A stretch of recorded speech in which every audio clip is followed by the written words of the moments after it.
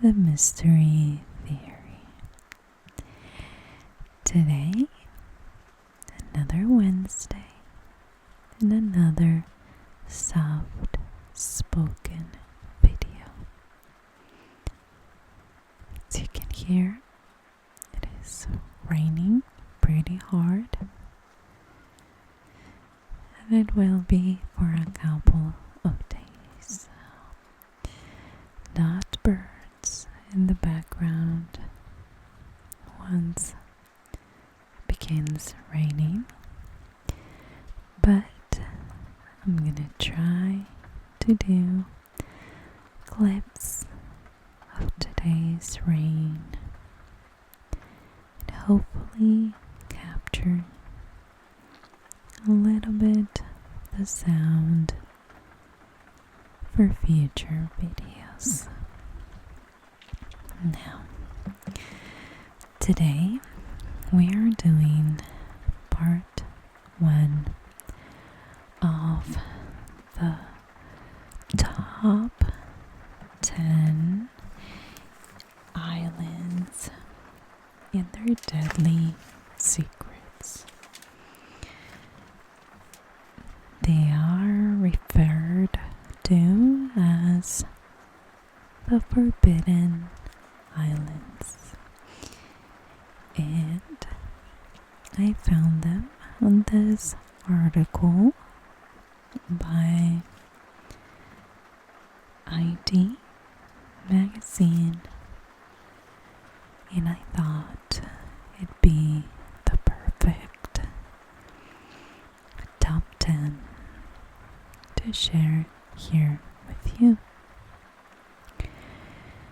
Now, before you wonder how is this related to a mystery, you're gonna have to stick around to figure it out. However, an island, if you ask me, especially the ones that we're talking about, would be the perfect setting for some of the most horrible crimes.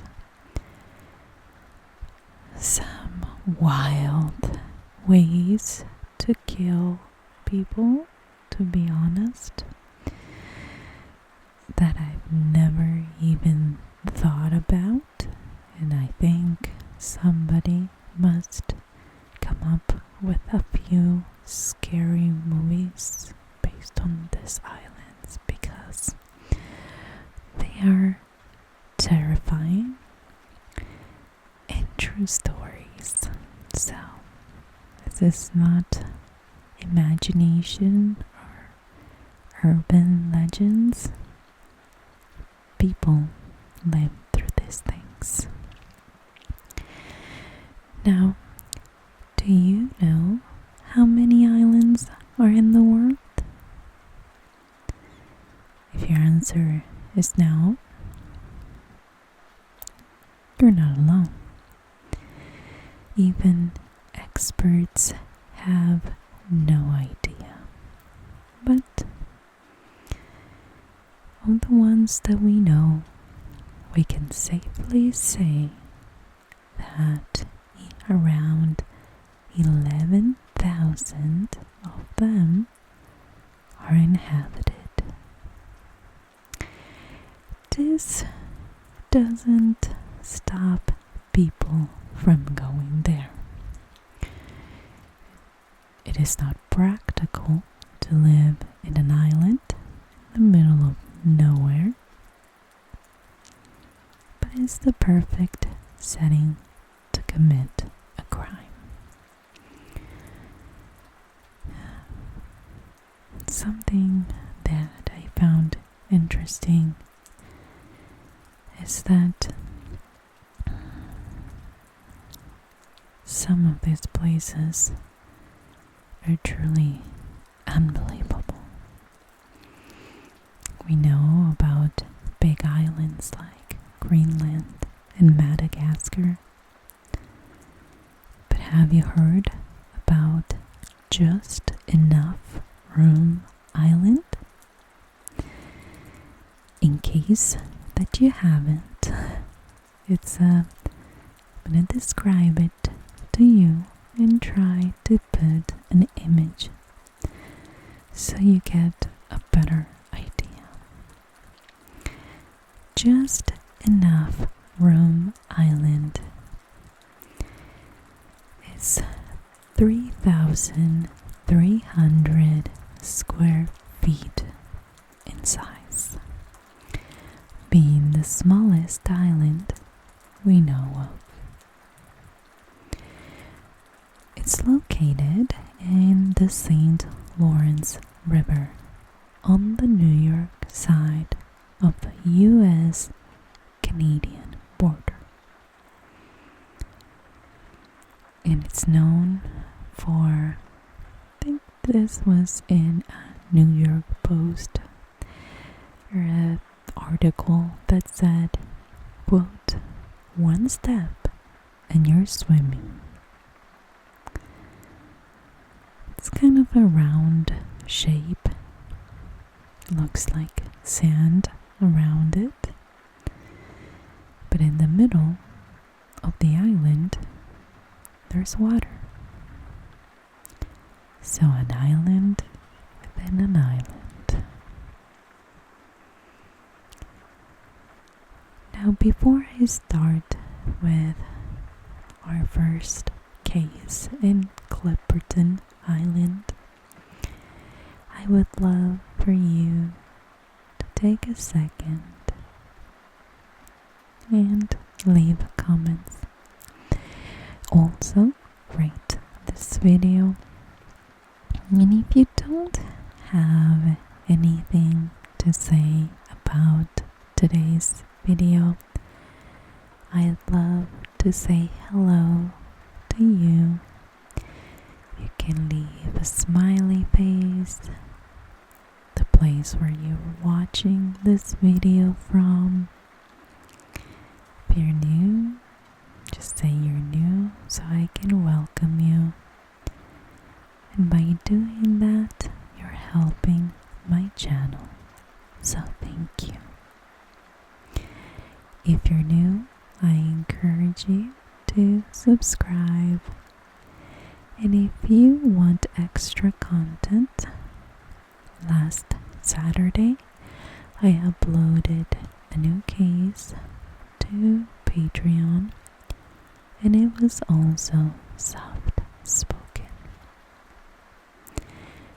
Now let's talk about Clipperton Island. It was named after a pirate, John Clipperton, who used this island as a hideout. This island was bought for, between Mexico and France. In fact, 100 people, I think they were Mexican, lived there, including women and children. When World War I began in the year 1914. By the next year, most of them were dead. In the year 1917, the lighthouse keeper was the only adult man alive in the island. So he proclaimed himself as king and ruled over the 15 ladies and children alive in the island. But let me tell you, this guy was a piece of garbage, to say the least. He terrorized, raped, and even murdered these women and children. it all stopped when one of the widows decided to kill him. Him not being there anymore was a good thing, but they were still in an empty island. And likely they were going to die. At least, no, not by his hand ruling. But luckily, 4 women and 7 kids were rescued by the patrolling Navy gunship USS Yorktown. If you're wondering what happened to this island, that keeps a lot of secrets and seen a lot of death and evil,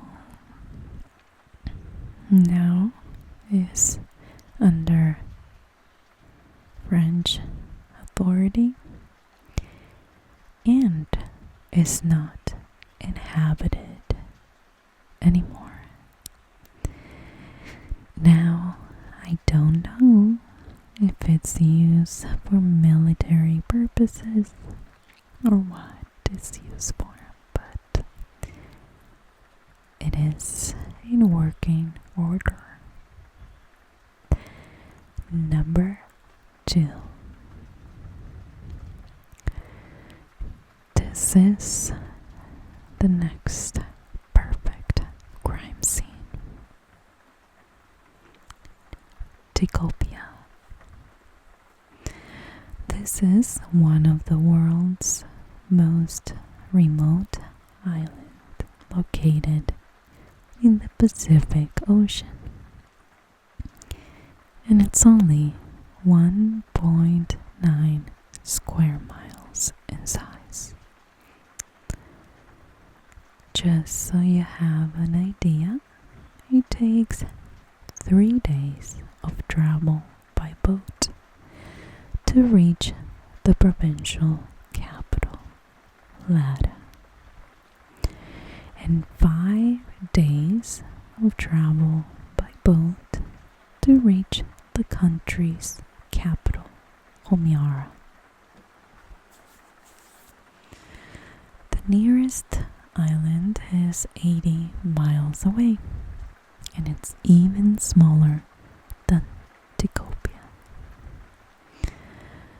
All of this to say that if you live there, you better eat what it produces, or you'll starve. I would say if you hate fish, living in an island might not be the way to go. The island was settled in 900 BC, but by AD 1200 they developed a sustainable orchard system.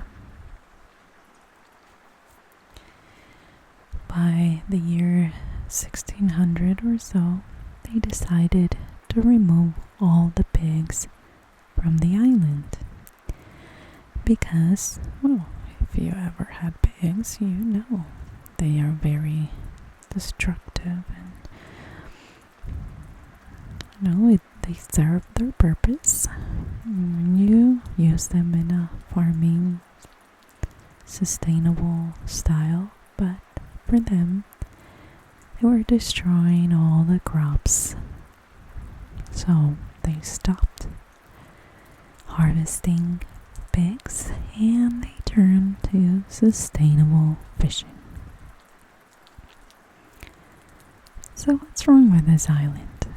Let me tell you, it's terrifying.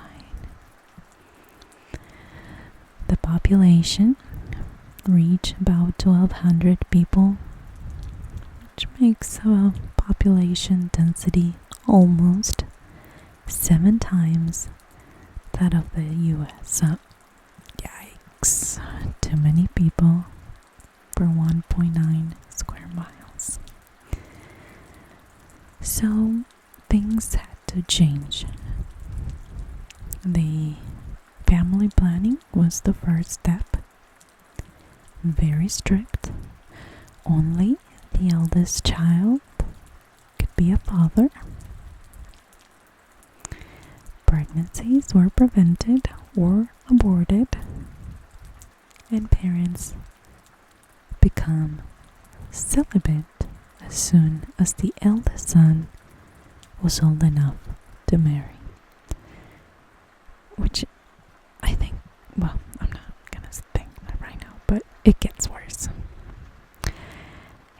If they had a bad harvest or something unexpected because of the weather, whatever the case may be, then the fathers would have to go in a canoe with their sons and never come back.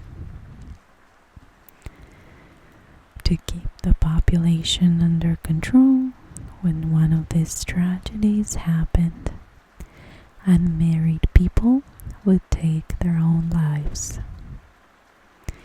and newborn babies were deposited under a leaf in the snow-white powdery sand as if they were never born.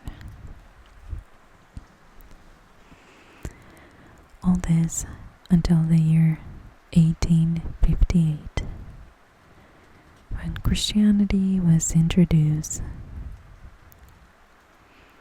Their beliefs changed, and they I assume realized that this was not everything in the world. So since then, the younger generations started leaving the island looking for quote-unquote greener pastures. Going somewhere else instead of ending their lives was the solution that I believe would have been the best, even when this island first started working as a community. Number 3, Farallon Island.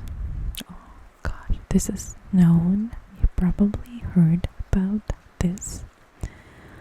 These are San Francisco's glow-in-the-dark islands. And it starts with a disappearance. Jim Gray was an experienced sailor and a computer scientist that was on a mission. It was a personal one. And on January 28th, 2007, he decided to leave the San Francisco Bay to scatter his mom's ashes along the Farallon Islands. These islands are located about 30 miles from the city. At around 10:30 a.m., he approached marker 15, the 15-mile marker, and that's when he called his wife to let her know that everything was going well. At 11:50, his phone synced one last time with his email server, but after that, his boat vanished.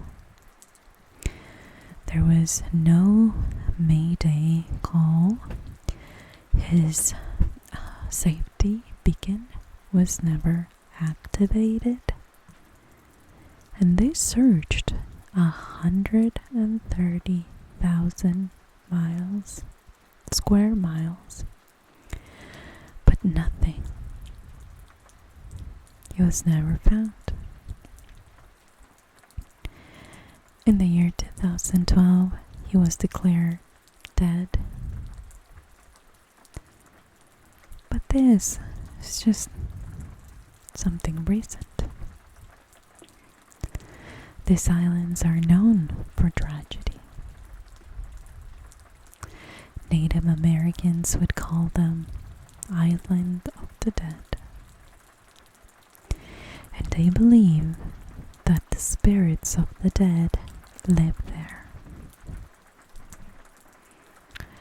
A member of a Spanish expedition in 1603 named the islands because he saw 7 farallones close together, which means cliffs in Spanish. This is Spanish from Spain, of course. The islands have been used to hunt seals and even egg traders, selling over 500,000 seabird eggs a month to mainland buyers. In the year 1909, President Roosevelt converted or turned it into a refugee. Now is the home to the largest seabird nesting colony in America, south of Alaska. But that's not the criminal part of this island. The U.S. Atomic Energy Commission used these islands as a dumping ground for radioactive waste between the year 1946 and 1970. We also know that the U.S. Navy, with the USS Independence, the sun was sunk there, and it was used for nuclear testing, loaded with radioactive waste before it was sunk. So what's the big deal? Why not remove it? Well, it would be deadly and more damaging to disturb this than to let them stay there. This means that they are close to the public, and it could also explain the disappearance of Jim Gray. We think we know the extent of how, to some extent, the damages of all this radioactive waste. But really, something related to it could have made him pass out and just drop dead in the middle of the ocean. Now, what happened to his boat is another story, and some blame the supernatural. Crime scene number 4, Ramree Island. This is pretty disturbing. Kind of reminds me of being young and watching those shows or cartoons where it was a castle and water around it, and it was full of crocodiles, and people that dare to get close to this castle would die. Well, let me tell you, as night was falling, they heard the screams coming from the swamps of Ramree Island. People were dying, but it was the enemy. Still terrifying. They had landed in Ramree Island in early 1942 with Operation El Matador. This was conducted by the 26th Indian Infantry Division, supported by warplanes of Britain's Queen Elizabeth battleship. The first soldiers to arrive drove the Japanese into a swamp infested with giant, quote-unquote, salties. And these are saltwater crocodiles.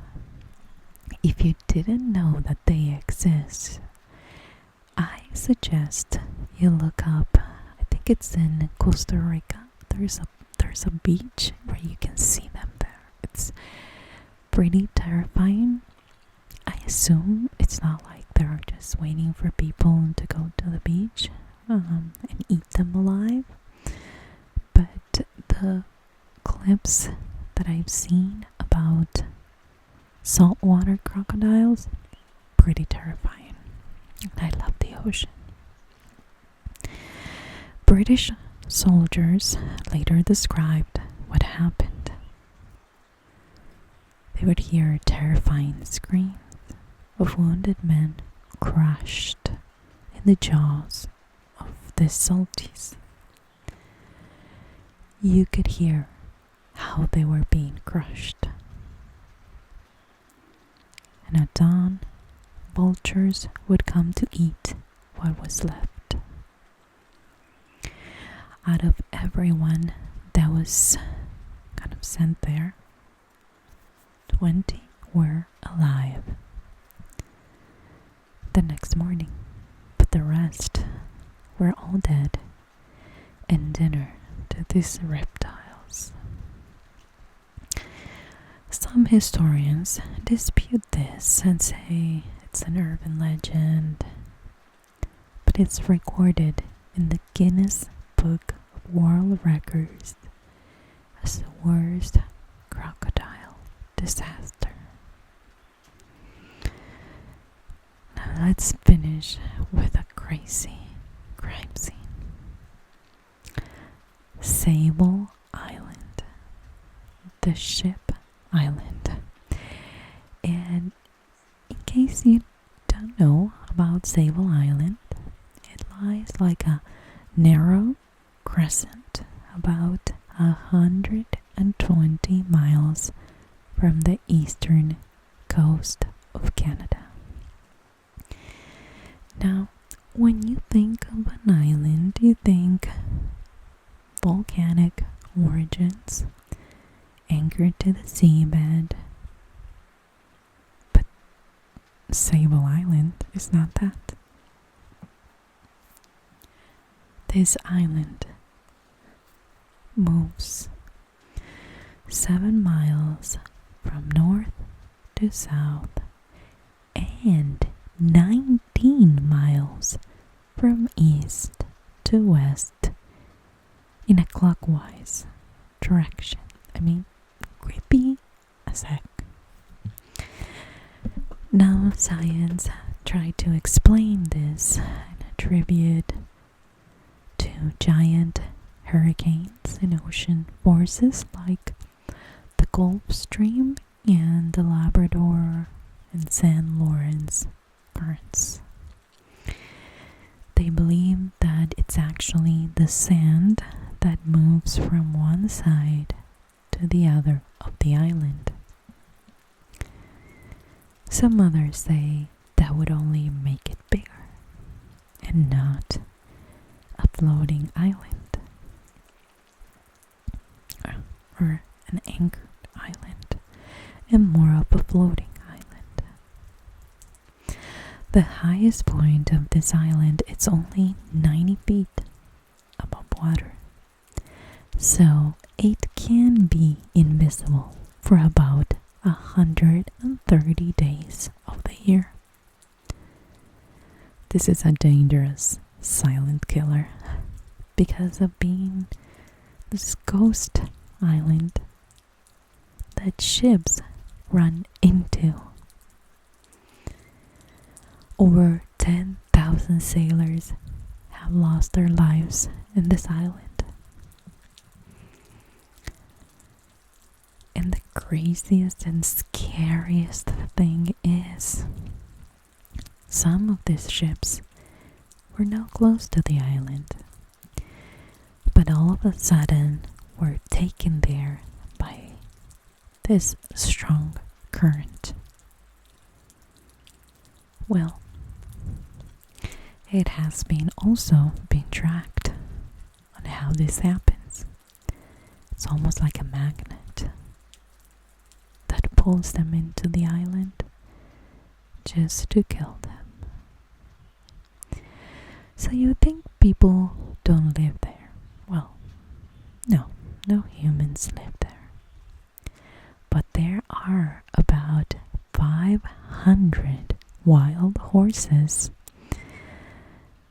who are the offspring of a few dozen that were brought there over 300 years ago. They roam the island, eating grass from the dunes and roaming among the remains of the dead. Some say the horses are a warning sign for future ships, or for people considering the idea of going there. This is part 1 of the top 10 deadly islands. Top 10 crime scenes, silent killers. Stay tuned for Friday's video, while I'm gonna release the other 5, and it just gets scarier, terrifying, and most of all, very mysterious. So thank you for coming today. I hope you enjoyed this video, and breaking it into 2 parts, it's only so I can have soft spoken one and a whispered as well, to try to please most of you. So let me know what you think about this in the comments down below if you're still awake. Thanks for being here, and I'll talk to you Friday.